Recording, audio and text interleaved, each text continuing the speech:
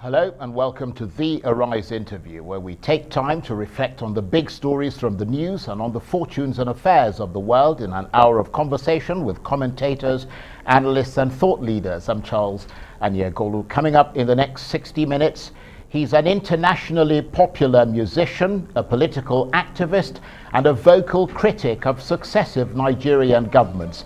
For decades, Femi Kuti has used the power of his songs to speak up on behalf of the poor and the dispossessed, following in the tradition of his late father, the legendary afrobeat pioneer, Fela Kuti, and his grandmother, the political campaigner and women's rights activist, Funmilayo Ransome Kuti. But today, Femi Kuti has cut his own path, establishing himself as a hugely successful artist, independent of his father's massive legacy. But he stayed true to his family's politics, raising his voice consistently against corruption and human rights abuses. The matchlessly brilliant, unwaveringly forthright Femi Kuti in a moment.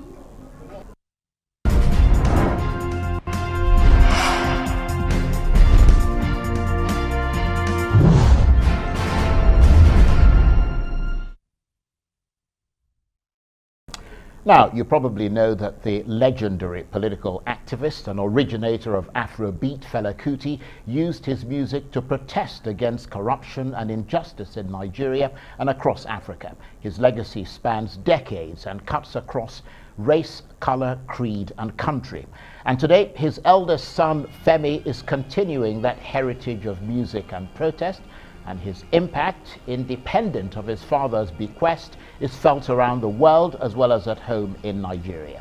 As Femi continues to carry the mantle and espouse the philosophy of one of the most powerful musical dynasties in Africa, his own son, Made, has now been inducted into that towering birthright. They've released a new father and son album called Legacy, and in keeping with the family tradition, the music is superbly original, laced with the signature political lyrics of their celebrated progenitor that hits at the very heart of truth and the challenge of tortured existence in Nigeria.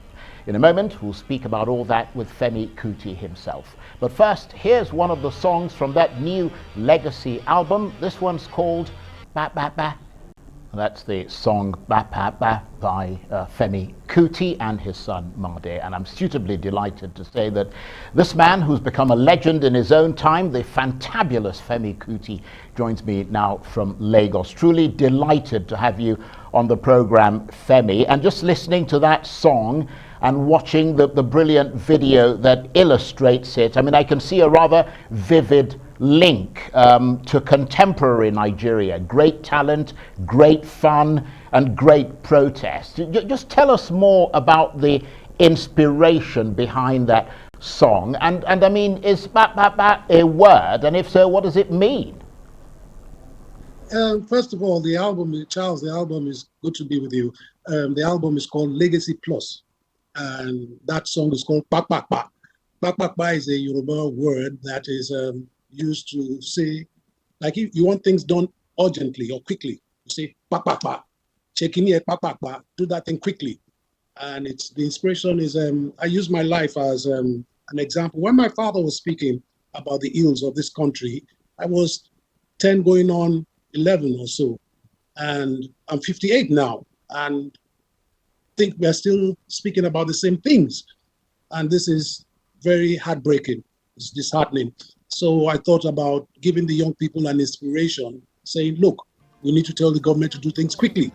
So I use that word, pa pa pa, as to make it a catchy phrase, so people can just start saying pa pa pa, let's do it quickly, kind of. Well, I mean, thanks for that explanation.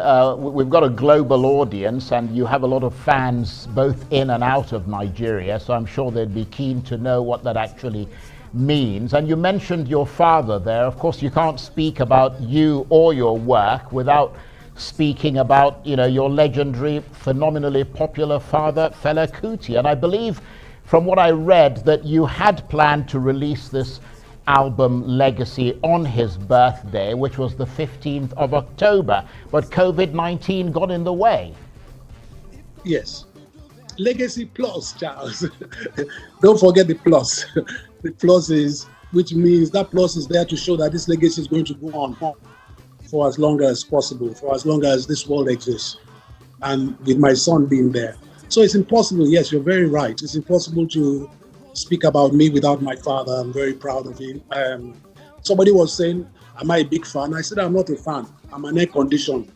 So, um, yes, so it's impossible to speak. It's not possible to talk about me without my father. Well, yes. I mean, it's also rather impossible for us to talk about you without your father. I remember actually, I hope this doesn't reveal how old I am, but I remember meeting your father twice, actually. Once was when I came from England, working with a broadcasting organization. I had a crew, and we went to your house to meet him, and the appointment was at 9 o'clock in the morning, but he didn't surface till 9 p.m. at night. And the second time was outside Kirikiri prison. He had been taken in, and he was being released, and I was there again with a camera crew to capture him. Absolutely incredible man. And so this album, appropriately titled Legacy Plus, as you said, is presumably supposed to emphasize the link between father and son, that is yourself and your father, and then on to your father's grandson. And it must have been very special putting it together as a sort of strong memorial to that bond. Yes, it was. I think it's the most beautiful thing I've done in my life so far. And the idea came to me because we were supposed to release the album separately. And I thought, wow, it's never been done, a parent and a child releasing a joint album together. So I called my son, Madi, and I said, Madi, would you like us to release together? But we are not going to interfere in our work. So I'm not going to disturb your compositions or anything. Say, Dad, that's great. Oh, I really love that. So we passed it on to my management, and then we passed it on to the label. Everybody thought it was a great idea. And it was just a matter of how we're going to put this together. So we worked on this, and unfortunately, we couldn't release it on the 15th, as you know. And so it's out now. Came out February the 5th of 2021, this year, as we are in. And it's the most beautiful thing I think I've done. It shows, the album is very political, but it shows love, inspiration. I hope it gives people understand what parenting is about. Maddie and I are very close as with all my children, but it's not competitive at all. It's just showing the link between my father and me and my son. And hopefully it will just keep on growing, and hopefully this family will continue to produce great music. Of course, Anshenwu is there as well. Yes, and we will get to talk about a bit of that a bit later. But beyond sort of obviously sharing and inheriting the great musical talent and political activism that runs in your family, I mean, what was your relationship with your father, Fela Kuti, like? I suspect it wasn't entirely conventional, was it? Not conventional at all.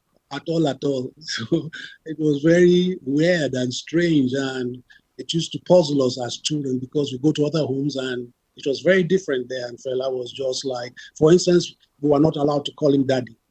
And we learned quickly because he seized our pocket money for 2 weeks when we tried to play a prank on him and say, okay, we'll call him daddy today. And he got really upset. Don't call me daddy.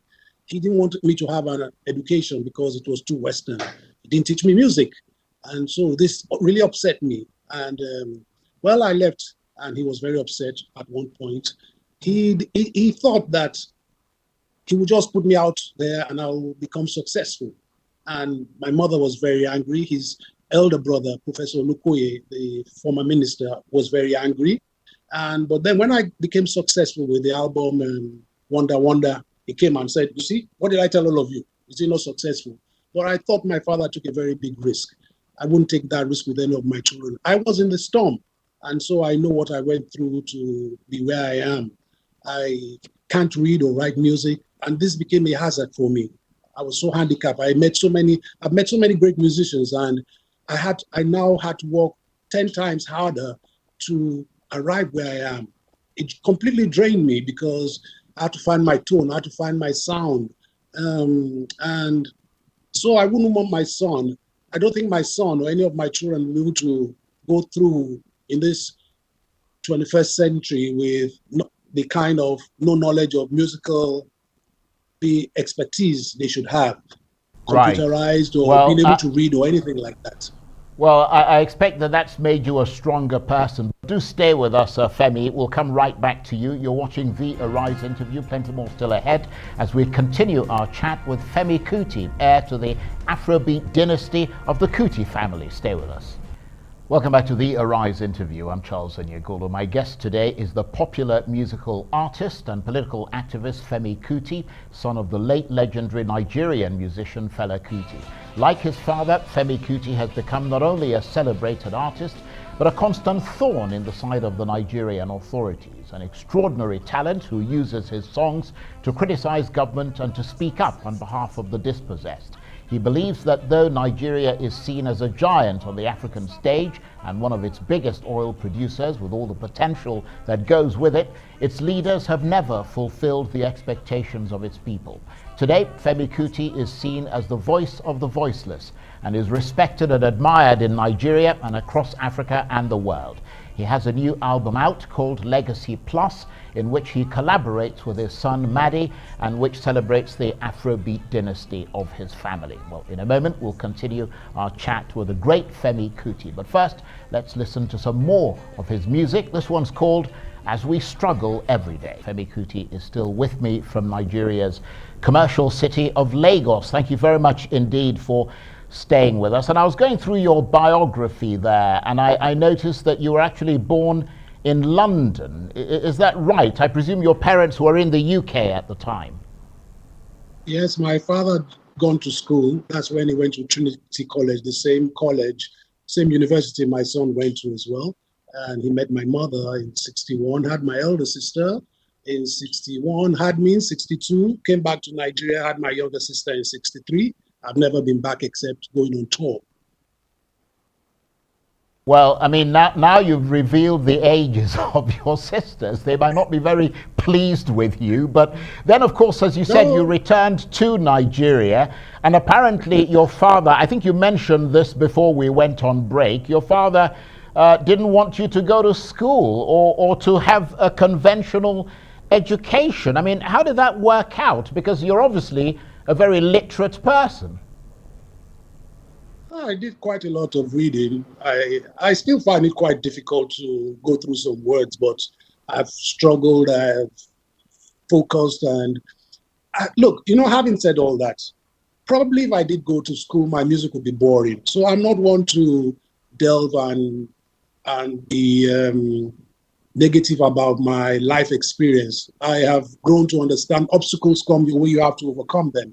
So all my life, I've gone through so much and I just try to overcome them. That's part of it. I think maybe the creator wanted me to go through this for a reason, so I could bring up my children properly, so I could let them know both worlds, the kind of world of being on the street and having no education at all, or giving them a good education and letting them know the importance of fighting for your people like my father taught me. So I'm not going to be critical about what he did. It was an experiment my father went through with me. He became successful, but I know the risk. So I'm very careful with my children. So thankfully, my music, quite a lot of people love my music, and I'll just keep on going and producing as much good music in my time. Well, I have to say, I'm certainly one of those who love your music. And in terms of, education, the key is being proficient at what you do. And you're certainly proficient in your music and deserve perhaps an honorary doctorate degree in that capacity. And of course, your musical career began while your father was still alive. I mean, that must have been something of a challenge, to put it mildly, trying to carve out your own niche with his shadow looming over you. Your questions make me laugh because they take me down memory lane. It was not exciting at that time because I love my father. I love him. I love him. Words don't even explain how much I love my father. So I did not say competition. I just wanted to play music. And no matter what I did, everybody compared me. So Nigerians didn't give me a break then. So I made my name in France and then America and then Germany, Switzerland. So I was touring, and I still do more tours outside the country. People know more about me, which is unfortunate. But thankfully, we managed to build the shrine. So people get to see me weekly for free on Thursdays and Sundays. Unfortunately, COVID-19 has stopped that for a while, for a year now. But like you said, it was not, it was tough. When I had my first hit, Wonder Wonder, people thought my father wrote the song for me. Then my father passed, and then I had my biggest hit, Bang Bang Bang, Shocky Shocky album. And so that was when people said to give me credit for my work. And but no matter how great I become, Fela is my father, and I'm proud of him. I love him. Well, and so do a lot of other people around the world. But I'm glad you clarified that point, because I was going to ask you how much he helped you musically. I mean, it's been said that he wrote some of your first hits for you. And I was going to ask you if that is true or if that was a rumor, but you appear to have clarified that now. My father never, ever interfered in my work. The best he did was put the sax in my mouth and say, blow. I blew. Then he said, okay, go and learn how to play the saxophone. And he said it a number of times.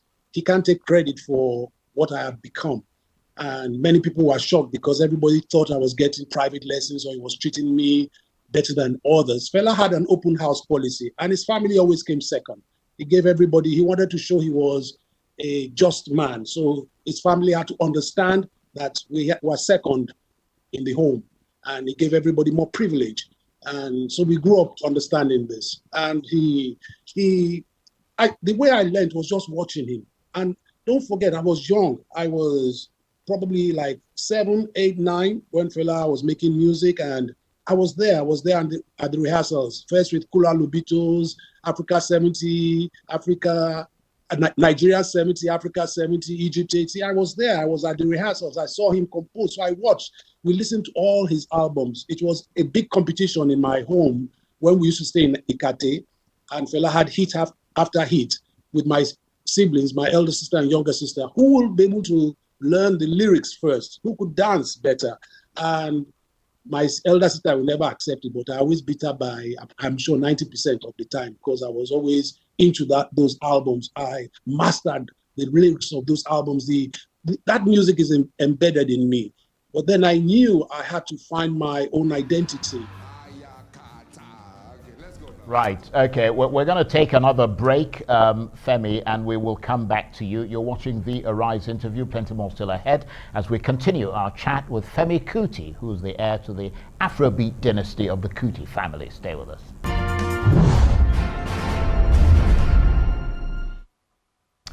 Welcome back to the Arise interview, where we speak to the newsmakers as well as ordinary people doing extraordinary things around the world and featuring the voices at the heart of the stories. I'm Charles Anyagolu. Now, my guest today, Femi Kuti, is a well-known musician and son of the legendary Afrobeat superstar Fela Kuti. And it's fair to say that Femi Kuti comes from a family of musical and political rebels, going all the way back to his grandmother, Funmilayo Ransome Kuti, who was a political and women's rights activist back in the day. Now, Femi Kuti himself grew up in the shadow of Fela Kuti, one of Nigeria's most famous musicians, who shaped Femi's life and musical career. Femi has in turn created a new generation of Afrobeat artists in Nigeria, with his son Madi now following in his footsteps. They've collaborated to produce an absolutely brilliant double album titled Legacy Plus, full of the deliciously popular and subversive music that fans of original Afrobeat have come to love. Let's take a listen to some more of Femi Kuti's music. And that's Stop the Hate by Femi Kuti, and Femi Kuti is still with me from Nigeria's commercial city, Lagos. Thank you very much indeed for staying with us. Do you think this country, Nigeria, has honored your father and his legacy appropriately? If not, how best should Nigeria honor him?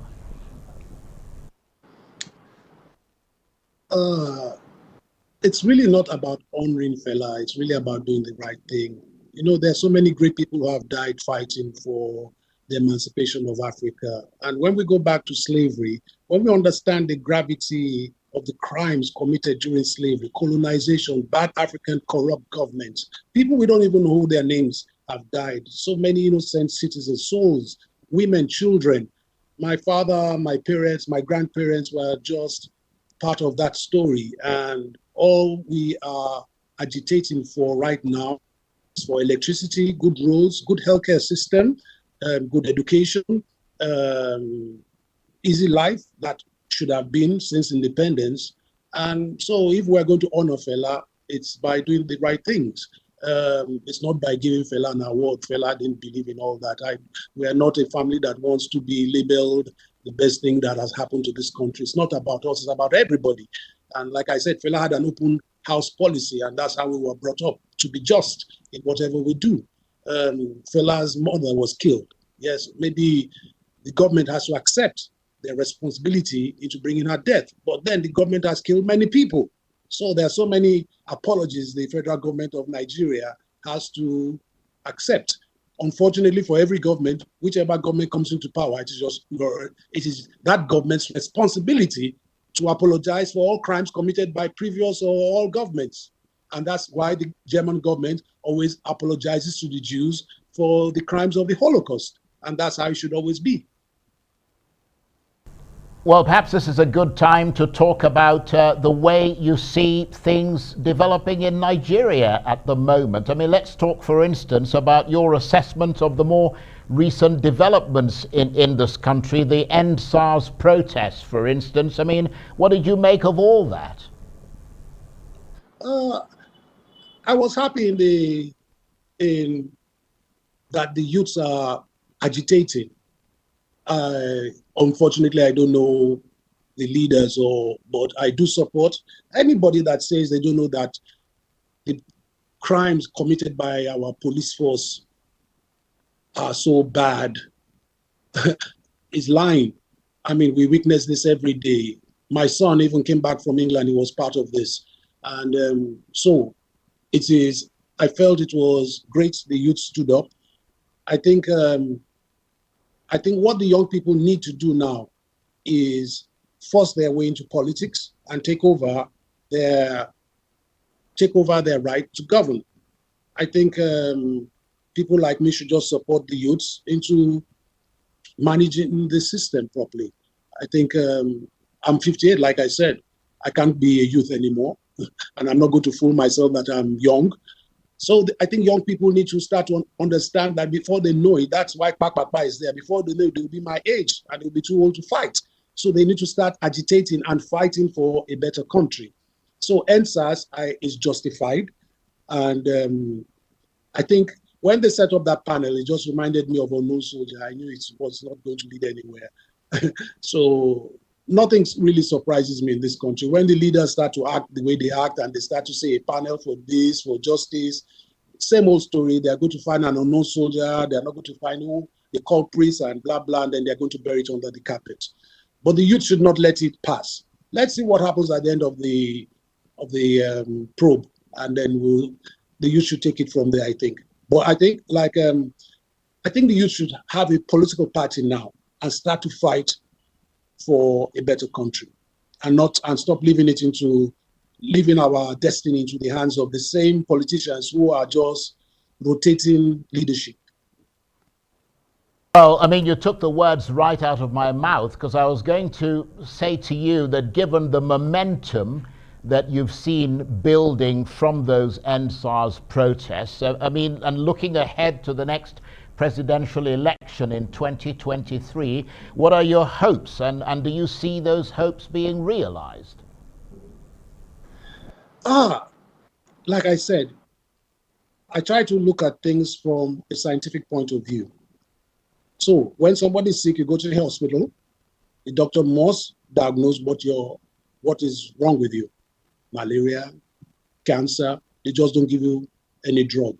So we have to understand what is the problem of Africa. Colonization, slave trade. The slave trade we have to talk about the trans-Sahara slave trade, transatlantic slave trade. So we're talking about easily 1,000 years of chaos, anarchy on this continent. Colonization, taking taking our minds out of our souls and replacing it with Kolo mentality, so to say. Bad, corrupt African governments who are puppets for Europe and America, and now China is coming full force into this continent. So, do I believe this is going to end in my lifetime? No, definitely not. Do I think it's going to end in another 20 years? I don't think so. 30 years, 40 years, 50, probably another 200 years. But if there wasn't Malcolm X, Marcus Garvey, Martin Luther King, Patrice Lumumba, Dr. Kwame Nkrumah, my father, and many other names I don't even know that have fought for the emancipation, Bob Marley, Muhammad Ali, who have fought for this struggle, probably I would not care. Probably I'll be singing, oh, baby, don't go. Baby, don't leave me. Probably won't care about the struggle. So we have to keep on talking about it. Do I think 2023 will bring good results? I hope so. I'll keep my fingers crossed. If it doesn't happen, we have to just keep on agitating for a better life for our children. For the future of this country is what we have to keep on doing. And not to put you on the spot, Femi, but looking back at the last 6 years of the Buhari administration, what's your assessment of how it's performed? Has it been good, bad, ugly, or somewhere in between? You will not be putting me on the spot because I'm part of the country. I feel the pain. I feel the pain of millions of people. This government has been terrible. This government has been slow. I don't think President Buhari should have even contested in the first place. I think it's too old. We need a vibrant, young person who will go to up, down, south, north, east, west, every corner of this country to solve all the problems. And this takes energy. This takes so much. This takes integrity. This takes honesty. And if you listen to my track on that album, you can't fight corruption with corruption. That just tells you the story of this particular government. So you're not putting me on the spot. This government has been a disaster. They have done little things, but those little things are not even justified. What are the things we want in this country? Good healthcare system, it has failed. COVID-19 has already revealed that the healthcare system does not work. We still don't have good roads. The headsman crisis. People are agitating for separation. What about the Igbo? They feel deprived in this country. This should even be #1 topic, because when people are saying, look, they feel marginalized in this country, it should be in the forefront of discussion. We don't want anybody to feel deprived in this country. Look, nothing works. The education system, it costs 250,000 minimum for primary education, which even people like me can barely afford. So how does the plumber's child get a good education? The carpenter, the conductor, the driver, how do we? Look, I brought up some children who were very deprived. These boys they were doing better than my son in school. They were coming first in mathematics. That means given the opportunity, the poor people will even do better than our children. And these are our future surgeons, our future pilots. And these people are being deprived to bring this nation and make this nation the envy of the world. And this is what I see. And this government has failed. This government has failed totally, as previous governments have failed. This government failed because previous governments failed. And we keep, like I said, we just keep on rotating the same old people and corruption, injustice, and it just keeps getting worse. So I think a lot of people would agree with you. It's a sedimented problem over a long period of time, but each government underperforms basically and doesn't build on what they should build on. But your father, Fela Kuti, once ventured, or at least attempted to venture into politics. He formed his own political party and tried to run for president of Nigeria.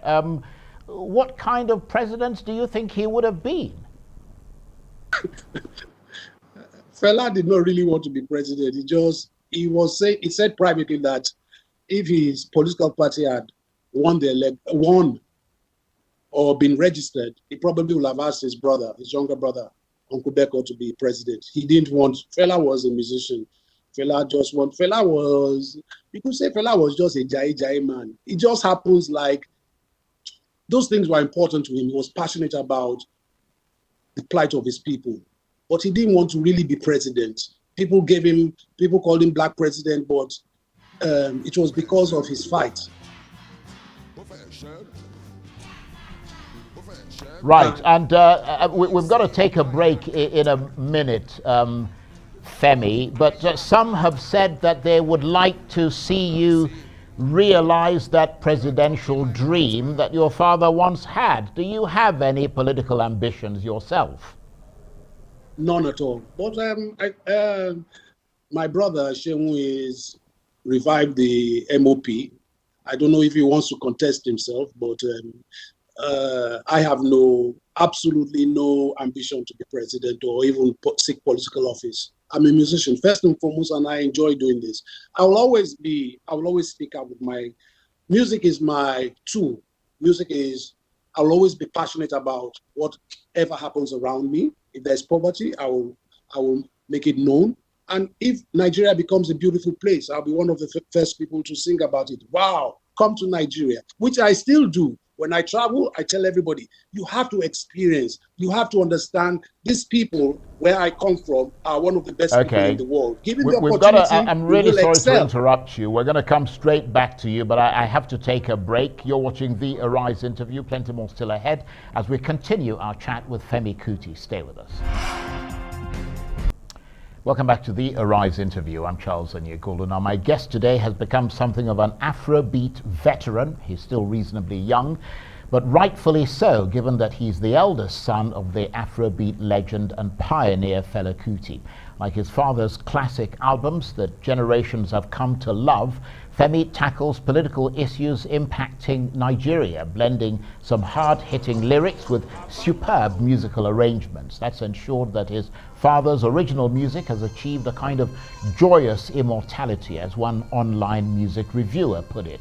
Femi's latest album, titled Legacy Plus, and produced in collaboration with his son Made, keeps that flame blazing, paying homage to the man who started it all, but also introducing innovative and complex elements of its own. Really tight, impressive stuff. Take a listen to some more of Femi Kuti's music.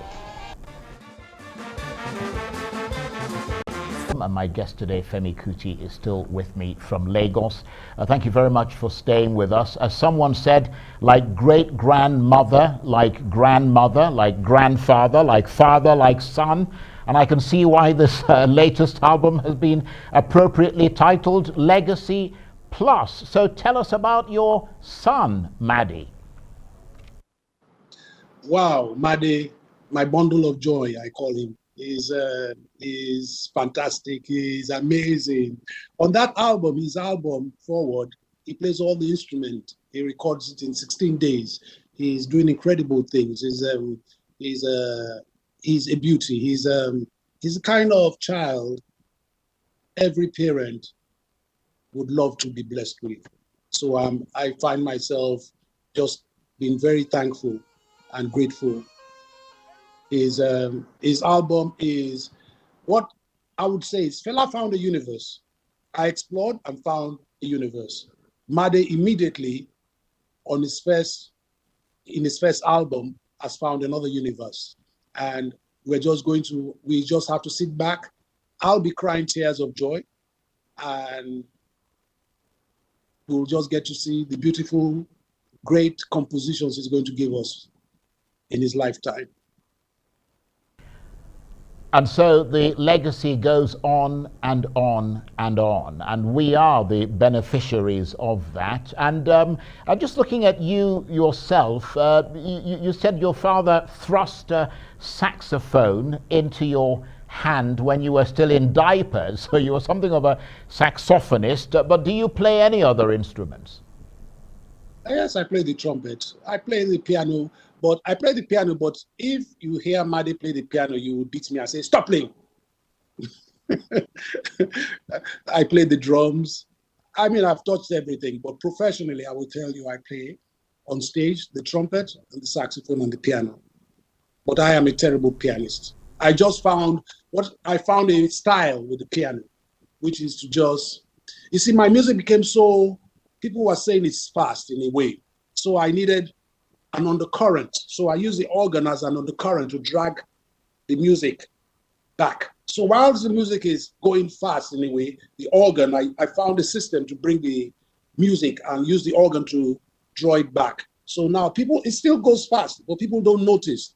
So it is what I've done with the organ, which is the undercurrent of my Afrobeat now. So I found an undercurrent with the Afrobeat.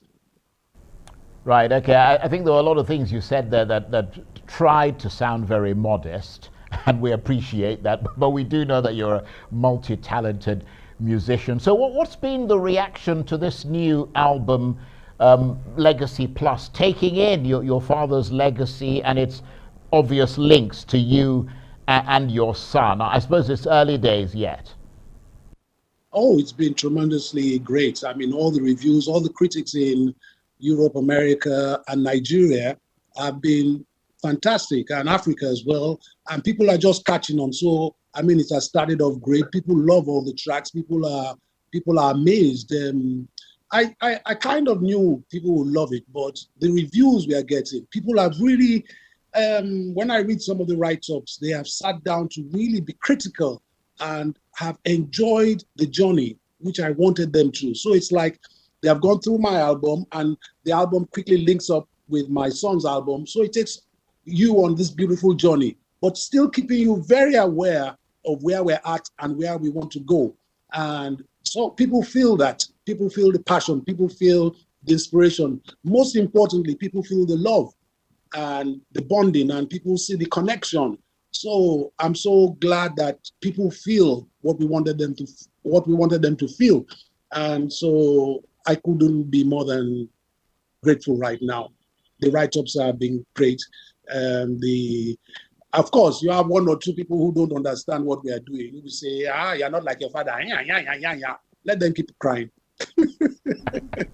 Well, I have to say that I've read the reviews myself, and most of them have been positive. But obviously you yourself have become a legend in your own time, just like your father. But are you sometimes still awed by what he achieved? I mean, he's been nominated to be inducted into the Rock and Roll Hall of Fame, and I gather schools in South Africa and elsewhere have been studying his music. I mean, universities have been doing this, across the world. I mean, how does that make you feel? Look, I don't know why. You see, I think this comes from the Nigerian press, because when I left my father, it was like I was in competition, and they just failed to understand he's my father and I love him. But I understood I couldn't be him. I understood that the child waiting to inherit his father's legacy. What if you die before your father? So I knew to go out on my own and get married, have my children, start my own family. I couldn't be under my father's roof forever. I understood this. So I'm growing up, we listen to Miles, we listen to Michael Jackson, James Brown, Bob Marley, but my father's music always felt special. And I don't think this is because I was his son. So I always felt it will always get recognized. I always knew this. And when Miles Davis wrote in his book, the future of music will be, one of the future of music will be Fela Kuti. I read the book and quickly went to Fela. Miles Davis wrote about you. I was so happy. And then, look, great people were listening. John Lennon, Paul McCartney, James Brown. People were already inspired. It's just that Fela was never mainstream. When you go to today, Beyonce, Alicia Keys, Jay-Z, Common, Mos Def, Wyclef, all the great modern day hip-hoppers or musicians, composers are inspired by Fela. So I'm not surprised. I'm happy that he always gets his credit as we go along.